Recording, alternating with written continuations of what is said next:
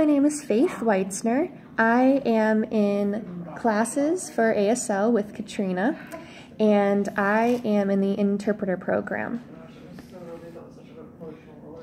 Okay, thank you, Faith, for joining us today. I have just a couple questions. So what do you want to do as a career?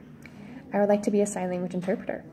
Where do you want to be? Where do you want to interpret? I haven't fully decided, but I'm thinking education because I have a background in education. I double majored in theater and education in my previous college and graduated with a minor in education, and I really love kids, so I figure I would love to interpret in schools. Okay, and then why do you want to help deaf people or deaf students? I wouldn't phrase it as helping deaf students. I just really love ASL as a language, and it's something I'm really passionate about, the language and the culture, and I would really like to be a part of that community in the sense that I am interpreting for them. Okay. So why do you like sign language so much? Since I have a background in acting, we use a lot of physicality, and in ASL you do too, as well as facial expressions. So I also love performing, and I actually get really nervous now when I perform, but when I perform in ASL, all my nerves go away because I'm not speaking with my voice, and I am channeling all my nervous energy into physicality. Also, I really just, I love ASL, and part of that I think is unexplainable. I think it's just something I was meant to do. And then why do you think it's important?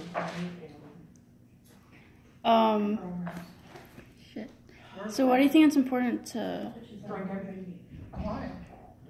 be part of this community? I'd like to be an advocate for deaf people. Not that they really are calling out for advocates. I just think that the more that we talk about the deaf community, the more people will understand the culture better, the more we get rid of stereotypes. And what was the question? Why do you think it's important? Why is it important? To be a part of the community, even though they may not be asking for help.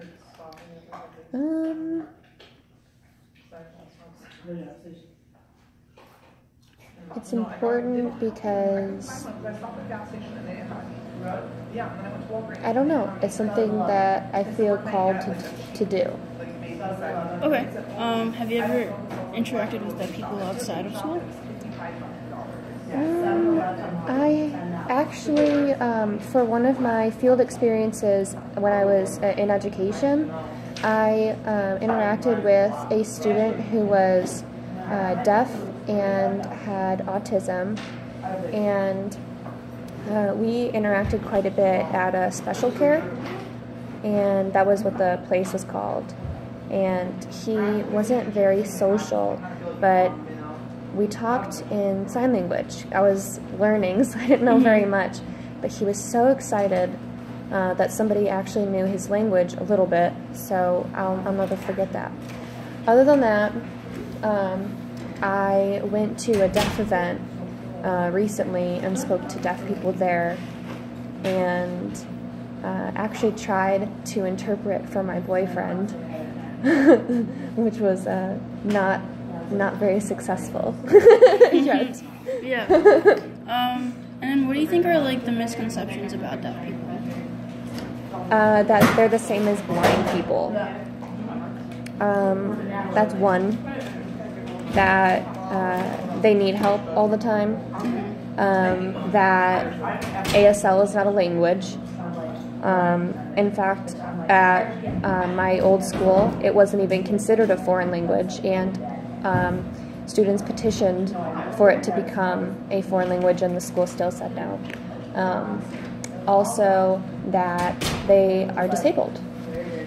Mm-hmm. That's a common misconception because they don't view themselves as disabled. I think that's probably the biggest one. I agree with that. So, why do you think it's important to educate people on the deaf culture and say they're not disabled, even though they cannot hear? Let's see. Can you repeat it? Sure. So, why do you think?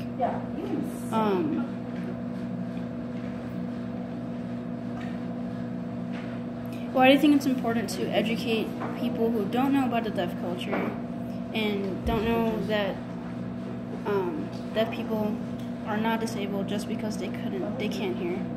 It's important to educate people about deaf culture because we know that they're not disabled, they know that they're not disabled, and the hearing community really, they don't know, so we have to be advocates, each and every one of us that is advocating for the deaf community, people who are in the deaf community. Oh, I know. Since we are a part of the hearing community, we can advocate for deaf people in a way that deaf people themselves can't, because this is our culture. So we can relate to hearing people and yet understand or sympathize with deaf people and what they're going through, because we really can't empathize, right? Mm-hmm. But because we can kind of navigate between both cultures, we can hopefully get hearing people to understand better what deaf people's perspective is. Okay. Well, thank you for your time, Faith. Thank you.